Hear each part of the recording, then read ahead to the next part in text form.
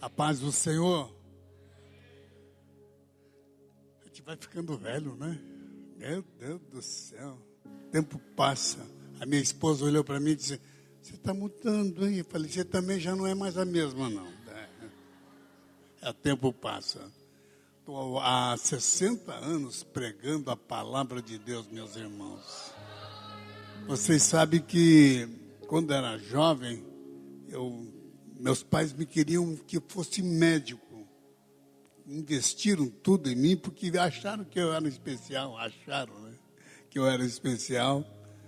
Quando eu ganhei o primeiro ano, um prêmio do diretor da escola, um envelope com, não lembro quanto tinha de valor, mas eu comprei 2 revólveres, porque naquele tempo a gente podia comprar revólver e não tinha problema. Agora não pode mais, né? Mas naquele tempo podia.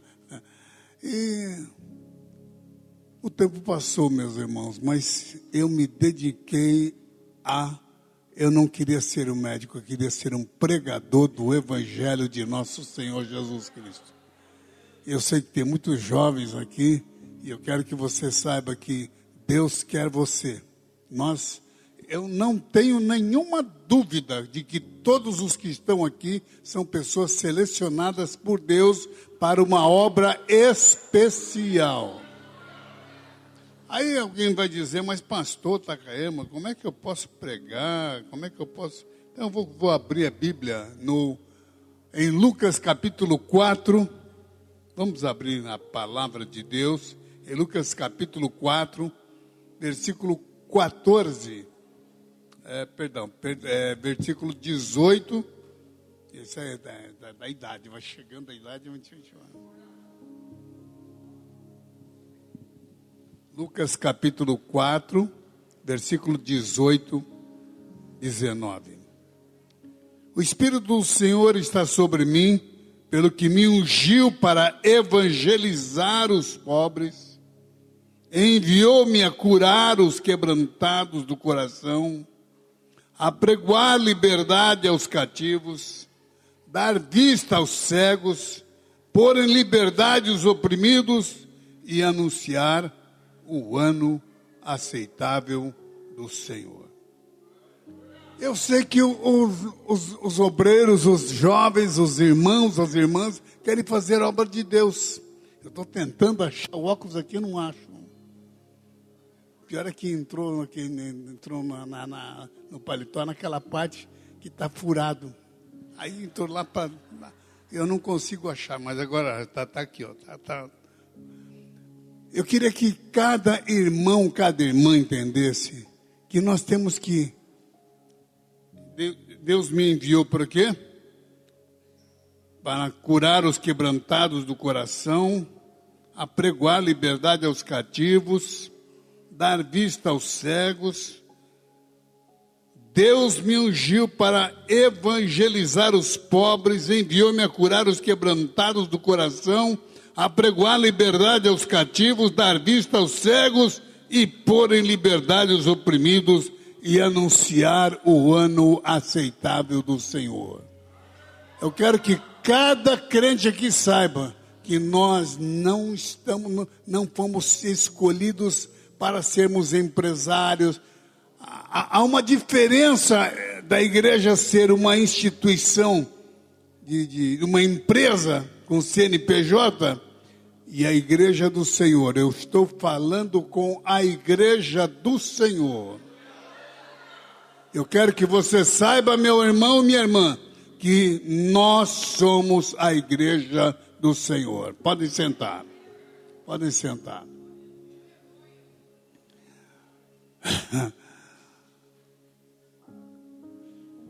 Eu, quando era mais jovem, não cresci muito.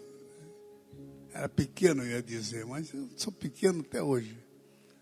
Eu dediquei minha vida a servir ao Senhor. Em 69, já pastoreava, era solteiro e já pastoreava uma igreja aqui em Rebouças, perto de Irati. Quem vai daqui de Foz do Iguaçu para Curitiba, sabe que quando chega faltando 150 quilômetros para Curitiba, tem do lado direito uma cidade chamada Irati. Rebouças é um pouquinho para lá. E naquela região dá muitos gente do leste europeu, ucranianos, poloneses, russos, Letônia, letos, né? E eu fui parar nessa região. E os irmãos diziam o seguinte, quando a gente pregava Pentecoste mesmo, ele dizia, Itacaí, mas lá está vazia, faz muito barulho por fora, mas não tem nada dentro. Então eu procurava entregar a mensagem com profundidade que nem eu entendia, porque você sabe que existem coisas que a gente não entende. Aí os polacos ficavam felizes da vida. Diziam, Takayama é profunda, esse tá bom. Mas os brasileiros que estavam lá diziam, Takayama tá fora do plano de Deus. Então, eu fui dessa mescla.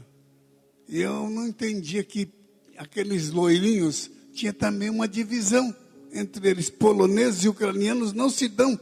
Como vocês estão vendo aqui essa minha cara? Chinês e japonês, vocês não têm ideia, não chame japonês de chinês, que ele fica nervoso. É como chamar brasileiro de argentino. Sabe por que tem o seu Rio Paraná? Nasceu do lado de lá. Se Jesus nascesse aqui, argentino não se converteria. Mas não fique alegre não, porque se Jesus nascesse do lado de lá, ele Messias, o brasileiro não se converteria. Nós somos muito bairristas. Tem uma briga entre árabes e judeus, e não entre nessa briga. Vocês sabiam que o Ibrahim dos árabes é o mesmo Abraão dos judeus? E eles são parentes, por parte de pai é o mesmo pai, Abraão e Ibrahim, mas em briga milenar não se meta, em briga de família, porque não dá. Essa questão racial que não dá para, a gente diria, né, até besteira, bobeira, mas estamos vivendo isso. E eu com essa cara aqui, um dia fui para o Japão, eu falei, me convidaram para pregar lá. Comprei uma Bíblia em japonês para entregar para o imperador. E vocês não sabem, mas o imperador para eles é o filho dos deuses. O shintoísmo tem isso. O imperador é como o filho dos deuses. Quando tem aquele sol no Japão, aquele vermelho, significa o filho do sol. É um deus. E eles não iam perder a guerra. Mas quando foram enfrentar os Estados Unidos, o americano tinha Deus, o verdadeiro Deus, que é o Jesus que está aqui. É por isso que eles venceram. Porque se não fosse isso, os japoneses não perderiam a guerra. Não perderiam a guerra. Eles enfrentaram aquele Pearl Harbor, derrotaram, e podiam jogar fogo neles, eles não se... Mas aí, porque eles achavam que o imperador, o Hirohito, tinha dito para eles, vocês não vão perder a guerra, eles não iam perder a guerra, porque achavam que o Hirohito era um deus, mas o verdadeiro Deus está aqui conosco. Receba a glória de Deus, meu querido irmão. E nós estamos aqui para compreender que nós estamos numa guerra espiritual. Não somos uma empresa com CNPJ, viu, senhores pastores? Não somos uma empresa com CNPJ. Somos a igreja do Senhor. Aleluia. Olha que eu não tive meus professores, o Heródoto Barbeiro, que é o âncora de um canal de televisão, o Drauzio Varela foi meu professor de genética, para vocês entenderem que eu tive bons professores, mas eu resolvi ficar na obra de Deus, porque eu sabia que Deus estava comigo. E eu quero que vocês saibam que só o fato de vocês estarem... Não estou aqui para encher a bola de ninguém, não. Eu estou dizendo para vocês, é uma verdade. Só o fato de vocês estarem aqui é sinal que Deus quer que cada um de vocês seja uma bênção nas mãos do Senhor. Para enfrentar demônios. Só Deus só quer usar você. Eu me lembro quando não vou dizer o nome dele por uma questão ética, mas ele tinha um jardineiro, eu preguei isso nos Gideões, lá nos 25 anos. Ele tinha um jardineiro que não dava nada por ele, e o jardineiro um dia convidou, então fulano, você vai na minha igreja lá, eu vou ter uma conferência especial. Um homem intelectual, ele foi nessa igreja, e aquele bairro, naquele tempo chamava-se, não lembro o nome do bairro, a idade vai chegando, né? Vila Oficinas. E naquele tempo a Vila Oficinas era um fim de mundo lá em Curitiba. Como aqui também, esse bairro nem existia na época. Eu sou do tempo que eu era amigo do pai de um dos candidatos a prefeito aqui, que já está velho. Naquele tempo, o pai dele, que já faleceu, era prefeito aqui da cidade. E aqui nem existia esse bairro aqui. Bom, naquele tempo, então, também não existia a Vila das Oficinas. Era uma rua... E, vocês sabem, Curitiba é muito, muito banhado, muito... Então, esse senhor muito intelectual, ele pegou o carro dele, que era um Opala, e foi até a igreja. Não tinha nada a fazer, do jardineiro dele. Não achou, porque estava muito escuro e era uma rua sem asfalto. Quando ele estava voltando, ele olhou e disse, olha, parece uma igreja aí. Olhou, quando ele abaixou o vidro, viu o jardineiro dele pregando. Era o jardineiro, o orador do culto. Ele disse, bom, eu não vou entrar, mas eu vou abaixar o vidro aqui, vou ouvir o que ele está falando. Você sabe, Takayama, que o homem falava bem, não era culto. Aí ele quis dar uma de lição para mim.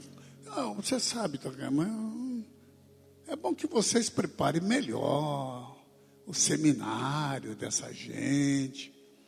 Deus não pode usar uma gente dessa.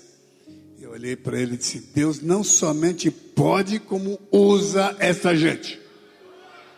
Ele disse, mas você não tinha que preparar melhor essa pessoa? Eu disse, não, é porque gente preparada como o senhor, fulano, não vou dizer o nome, gente preparada como o senhor, intelectual, não se entrega para pregar a palavra de Deus. Então Deus usa as coisas que não são para confundir as que são. Deus usa as coisas loucas para confundir as sábias. Deus usa quem Ele quer. Alguém aqui já chegou à condição de tijolo, não?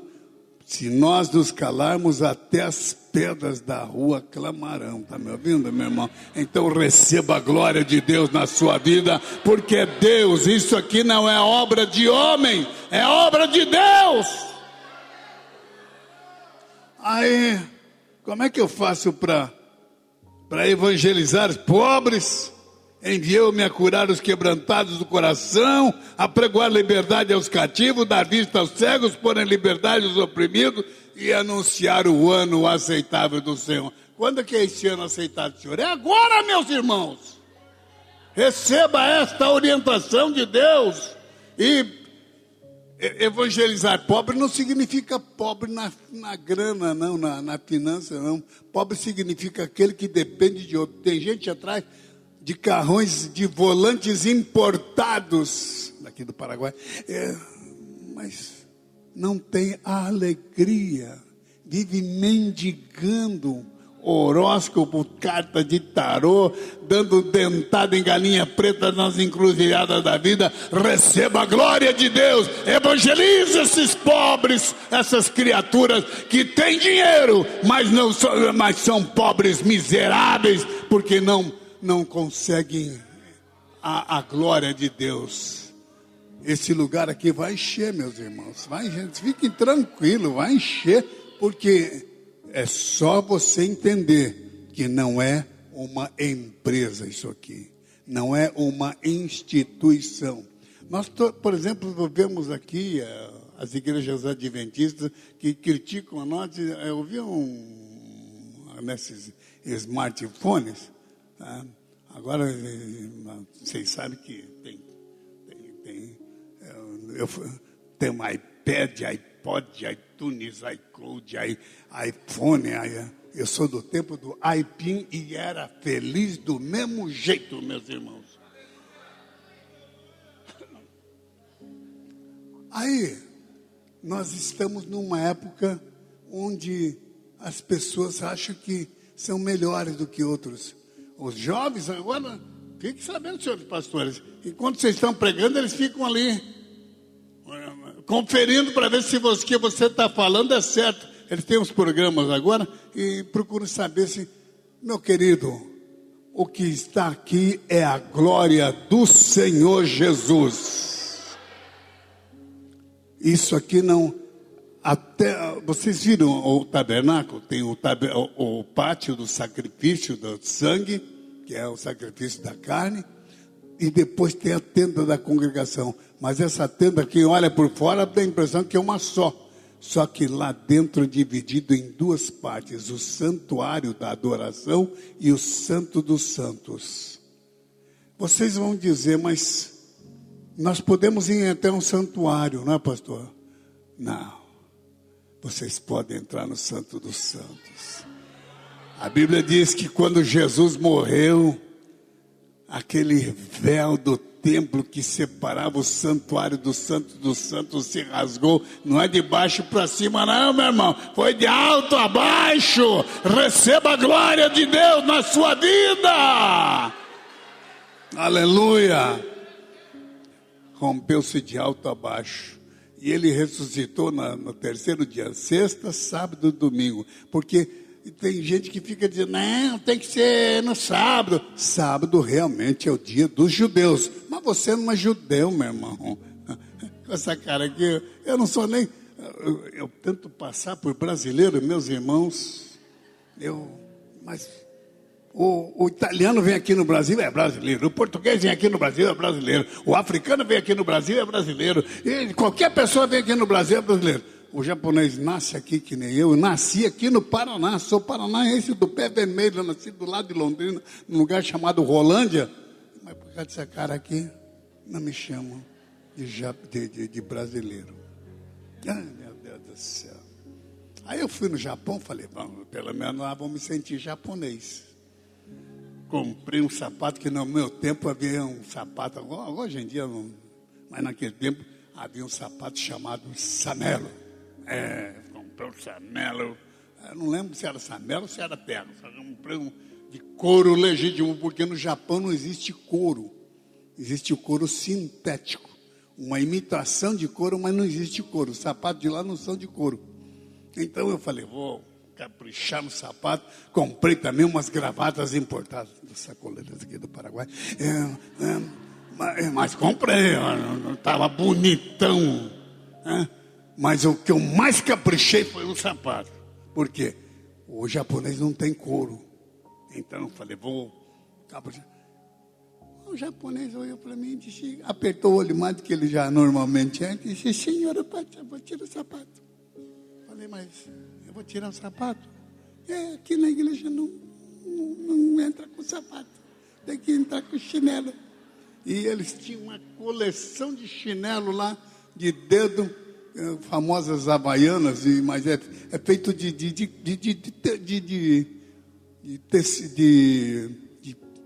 fibra de arroz mesmo. Eu falei, Jesus amado. E pior que minha esposa, no sapato de couro, né? Então, a meia era furada.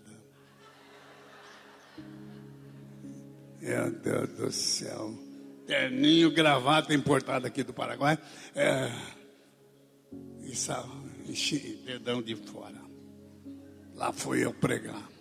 São coisas que mudam, meus irmãos. Mas o que a gente tem que fazer? Eu entreguei a Bíblia para o imperador, não para o Hirohito, porque ele já tinha falecido nessa época. Eu entreguei para o Naruhito, que é o filho do imperador, mas é filho dos deuses. Entreguei a Bíblia em japonês para ele. Aleluia. Ele agora é imperador. Agora, você sabe que enquanto é um príncipe, ele pode conversar com pessoas normais. Depois que se torna imperador, é só com príncipes, reis e meus irmãos, vejam a besteira que é o shintoísmo, que coloca as pessoas como se fossem deuses. Nós somos muito mais do que Deus, nós somos filhos adotivos do Pai. Receba a glória de Deus na sua vida, meu querido irmão. Aleluia. Nós somos filhos dos deuses, de Deus, do Deus verdadeiro. Receba a glória de Deus. Aleluia. E aí, evangelizar pobres, ungiu-me para evangelizar os pobres, enviou-me a curar os quebrantados do coração, a pregoar a liberdade. Como é que a gente faz isso, pastor? Tem que inventar uma escola teológica batista, presbiteriana, assembleiana, da igreja católica. Como é que a gente faz? Isso é só até o santuário. Você, meu querido irmão, está no Santo dos Santos. Eu quero aqui dizer os cantores também. Vocês estão na segunda parte. Nós, pregadores, estamos... Porque existe uma fé. A fé da segunda parte, chamada fé pisteus, em grego. Grego que melhor explica. Porque nós não temos o sentimento, a explicação do sentimento. No português, amor, tanto o amor sexual, o amor fileu e o amor... amor... É tudo igual. Quando fala em amor, as pessoas não conseguem entender. Você não tem um amor sexual. E sexual é apenas só quando você é bonita, quando você é jovem, quando você é um armário. Né? O amor eros vem de erótico, que só até, mas depois de quando você sai dessa parte eros, vai entrar no amor fileu. Vocês viram que as moças, de repente, quando ficam, enquanto estão na fase do amor eros, né? É uma beleza. Só que quando ganha os filhos, transfere o amor do pai para as crianças. E olha, aquela moça vaidosa que não perdia uma roupa, uma vitrine, agora não quer nem saber por quê, porque estão amando os filhos. É um amor que não tem reciprocidade, é o amor fileu. Mas existe um amor bilhões de vezes maior do que o amor fileu, é o amor ágape. É este que eu estou falando aqui hoje. Receba, meu querido irmão, ao amor ágape. E esta igreja aqui, eu estou vendo esses bancos às vezes, fique tranquilo, isso aqui vai encher de pessoas aqui do bairro, aqui da cidade, porque, glória a Deus, nós vamos receber esta bênção de Deus, porque Deus está com amor ágape por você, é um amor sem reciprocidade. O povo queria matá-lo, escolheram Barrabás, até hoje é assim, escolheram Barrabás, mas Jesus disse: Pai, perdoa-lhes porque não sabem o que fazem. É o amor ágape, o amor sem reciprocidade. Aleluia, receba esta glória de Deus na sua vida, minha irmã, meu irmão. Eu estou aqui falando. Sabe por que tem um japonês, filho de japonês, pregando aqui? Porque o amor ágape me alcançou. e eu estou pregando a palavra de Deus e já estou lá, como diz aí, já estou do outro lado, com 75 anos, meu Deus do céu, o tempo passa rápido. Eu me lembro quando eu era jovem, havia um casal que só fazia novela, era eles, era o Tarcísio Meira e a Glória Menezes. Eles nem eram casados, depois se casaram, mas o papel de galã era o Tarcísio Meira, e o papel da moça bonita era a mulher dele, a Glória Menezes, né?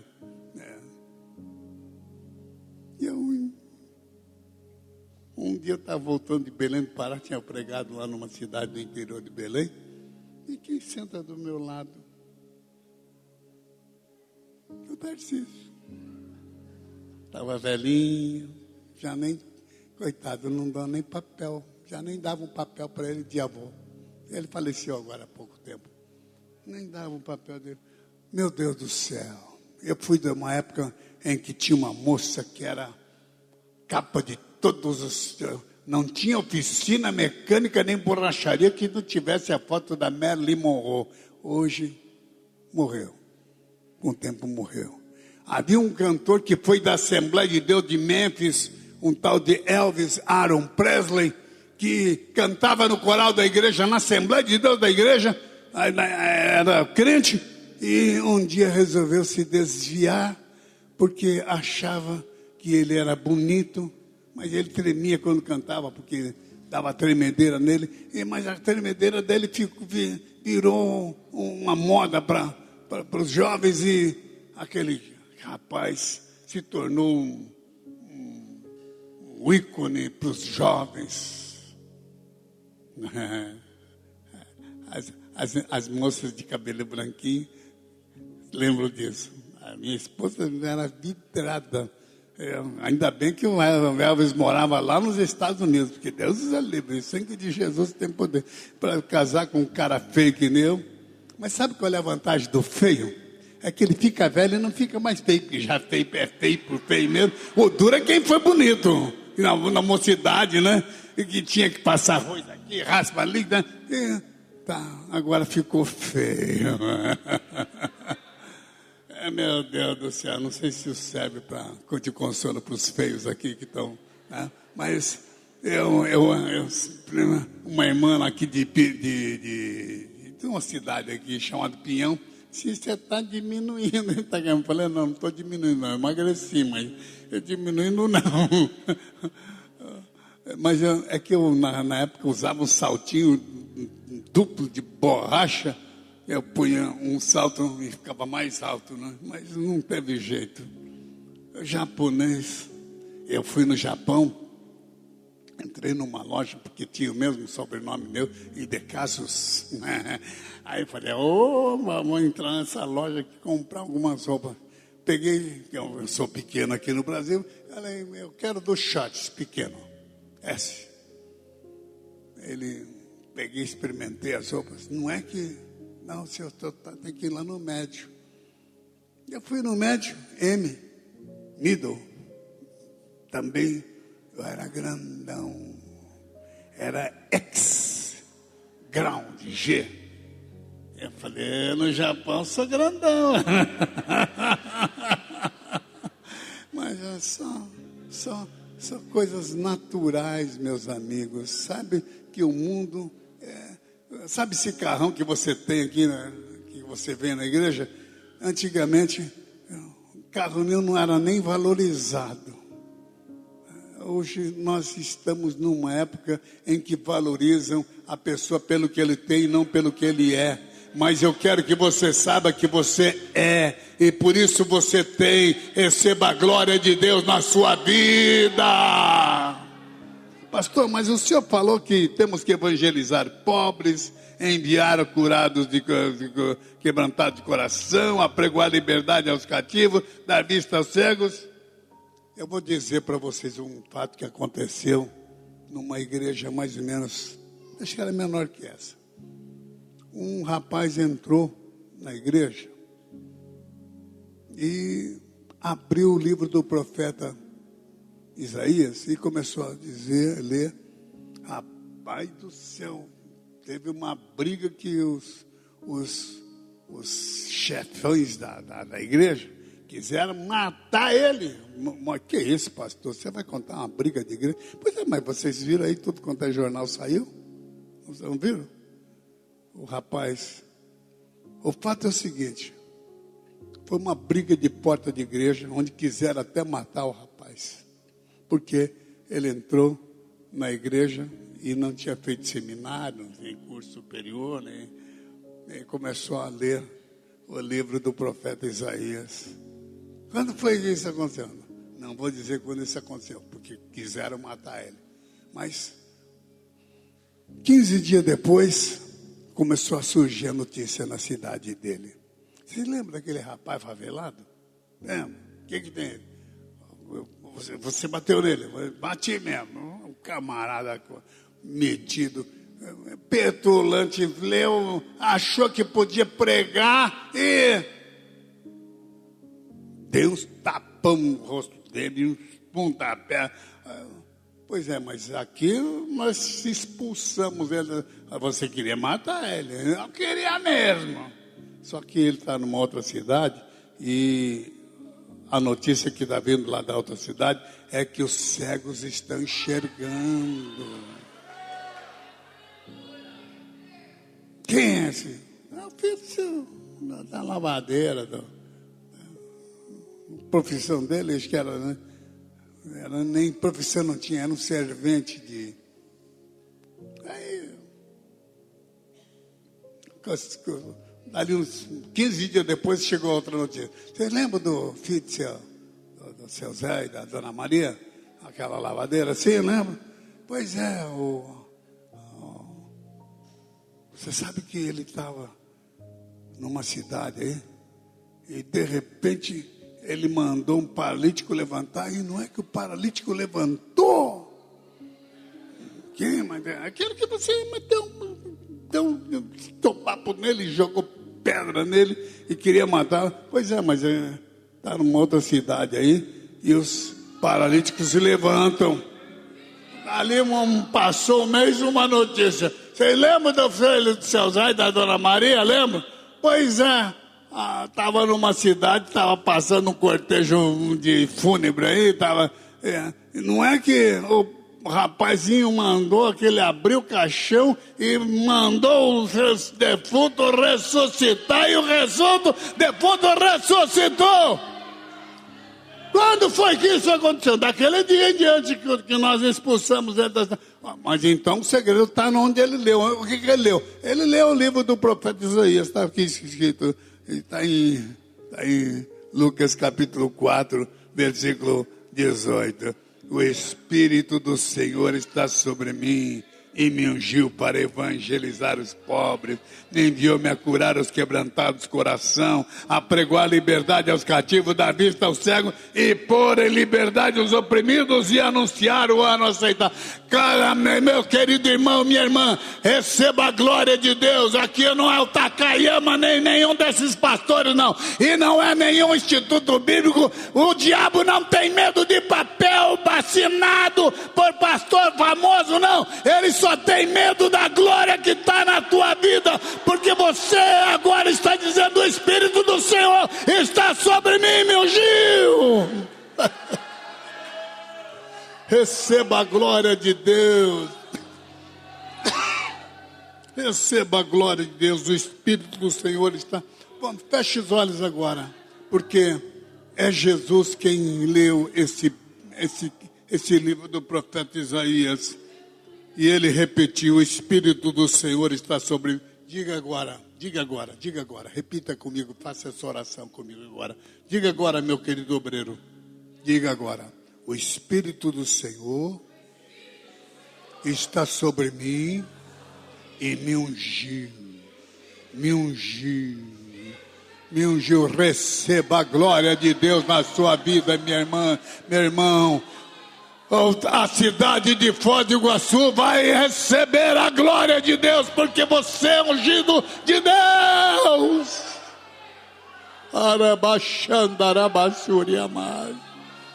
Onde eu tenho pregado, eu não prego, não é a pregação, a cultura. Jesus não era da cidade-estado de Atenas, não. Ele era lá da região da Palestina. Ele nasceu na menor da cidade, chamado Belém. E nem foi presenciado por governadores, prefeitos, vereadores ou pessoas importantes. Ele foi visto só por animais, por mulas, por camelos, por ovelhas, por vacas, porque ele nasceu o berço dele era um coxo de animal, para os animais comerem capim seco e sal grosso, e foi ali que Jesus nasceu. Receba a glória de Deus. Não somos da linhagem de Atenas, e não somos da linhagem de Sócrates, de Platão, de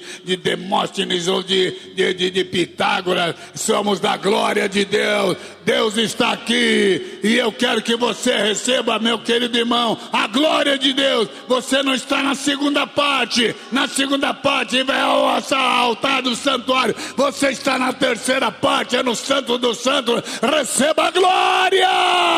Não é do homem. O que está aqui não é da faculdade do homem, não é de Atenas, não é da Grécia, não é cultura helênica. É glória, glória, glória, glória, glória de Deus na sua vida. Receba. Arabaxandaramais. Esses poderosos vão vir aqui na igreja. Não menospreze eles, mas saiba que você está revestido da glória de Deus. Você não receberá um canudo, nem um diploma, porque tem jovens nessa fase que até não pode nem vir aqui de gravata, meus irmãos. Agora tem que vir de camiseta, de calça jeans rasgada. Não sou contra, tem que ver. Mas quero que você saiba que mas paletó não expulsa demônio. Claro que não. Mas nós estávamos numa época que nós, para acabar com o establishment, que eles queriam também naquela época dizer que o paletó não expulsava demônio, e nós então pusemos as gravatas e os paletós para poder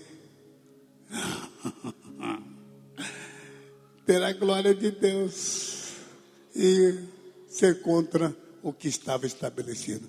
Receba a glória de Deus na sua vida, meu irmão.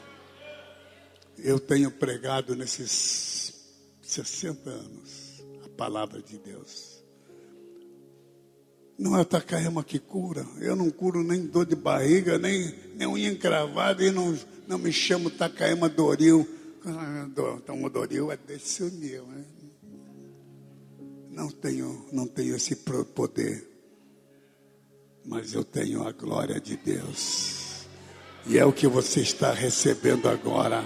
Receba a glória de Deus.